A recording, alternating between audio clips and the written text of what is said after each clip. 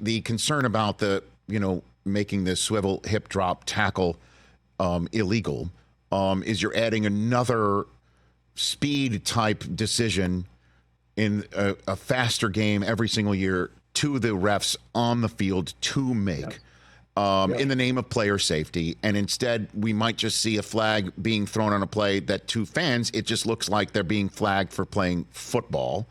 And in that spirit, I imagine, is the reason why you're expanding the use of replay assist, which is the instant replay system that fans don't really see. I mean, I know they don't see instant replay at all, but it's somewhat outside of somebody's throwing a challenge flag, referee goes to look at a tablet and makes a decision during a commercial break. So why did you by the way, I love that you did this, but how do you think it's going to work adding which plays or which calls to this system, Rich? Yeah. So it's okay. So you opened up an area that is not uncomplicated. A replay assist is a system that we put in where there's a replay assistant with every crew, and that replay assistant is sitting up in the booth and has all the video in front of them and is charged with helping the referee during the course of the game. It could be the ball spotting, it could be feet in or out, it could be anything that dealt with objective information they could quickly help the referee on. As time has gone on, we've added to replay assist where they could help the referee. In officiating, what we've said is when there's a flag on the field, there are certain calls that if there are objective things that replay assistant can say into the ear of the referee, then we should try to use them. This year, one of the things we added was intentional grounding. One of the hardest calls we have. The reason it's a hard call is because it's a crew call, right? You've got the referee, you've got the official that's in the area where the ball was thrown. You've just got a lot going on. And the referee at that point in time, Rich, is charged with the quarterback, right? His number one charge is a protection of the quarterback. Is the quarterback getting sacked? Is the quarterback, is the weight landing on the quarterback? All those things are in what he's doing. So what we liked was we said, why don't we allow replay assist to help say to him, hey, quarterback is in or out of the pocket? Because when you talk to referees, they have a feel for whether the quarterback's in or out of the pocket, but they haven't necessarily been looking at it the whole time when that play is on. So we want to use that. The next thing we wanted to say is there are plenty of plays, and last year we had a number of them we looked at where there was no pass rush. There's nobody coming at the quarterback. The player was 4 or 5 yards away, and the quarterback just threw the ball away. We've allowed that forever, but yet there was intentional grounding thrown. We said, no, we don't want that called because the rule says you have to be, in imminent danger of being sacked. So we put that in as an objective thing. If the player's more than 2 yards away, tell the referee there was no intentional grounding, pick up the flag. So what we're trying to do with replay assist is truly, take our time as we go into this. We don't want the person in the box throwing a flag, right? The game has to be officiated in our mind on the field. We do want, when there's a flag, if there's objective elements and there are penalties where we think they could help, we do want the assistant to be able to help. So that's what we're doing. This kind of came out of the concept that John Harbaugh, Coach Harbaugh, and Andy Reid brought a number of years ago about the sky judge and the idea that we should have somebody up there that could, help with officiating.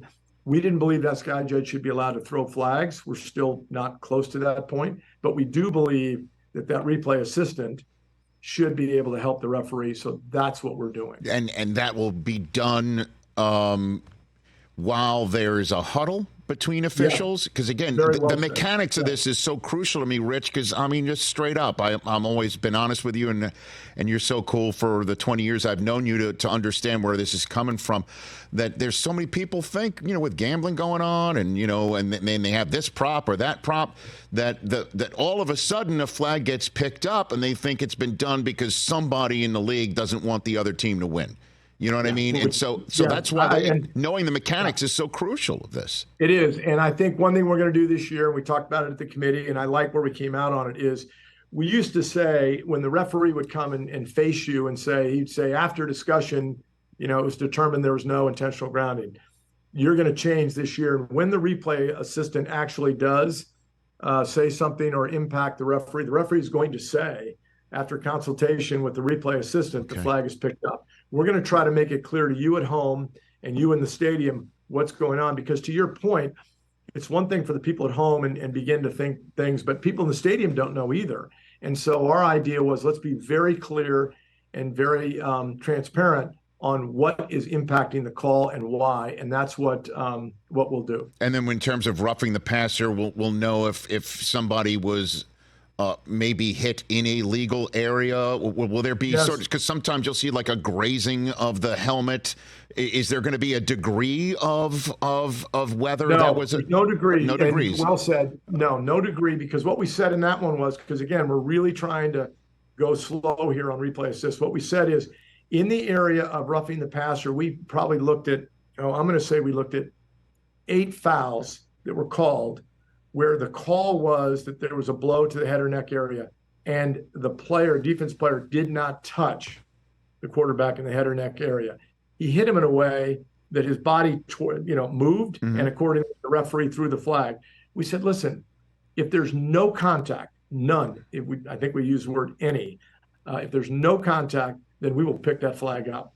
That would be another instance where the replay assistant would say to the referee, no, he did not touch the quarterback in the head or neck area. And if he didn't, the flag will be picked up. What about using this for all 15-yard roughing penalties, Rich? Because, the number of times that a safety or a defensive back will hit a receiver in an area where you want them to hit, and it does look so violent that a flag gets thrown. What about where does the competition committee or the membership land on that subject matter with replay assist? The biggest difference to me would be, I've used these 2 words, subjective, objective. The more we stay in the objective world, meaning there's a pure bright line of what was called, and that bright line was wrong, we should try to fix it. If we get into the subjective world, we are real concerned, because we want the game called on the field, because that's full speed, and those referees are really good and officials are really good at what they're calling. So I would say to you, just, like I said earlier, we're trying to take this very slowly as far as replay assist having an impact on the game. We don't want that person to ultimately officiate the game. We do want that person to help us get it right. Catch the Rich Eisen Show every single day on the Roku channel, 12 to 3 Eastern, for free.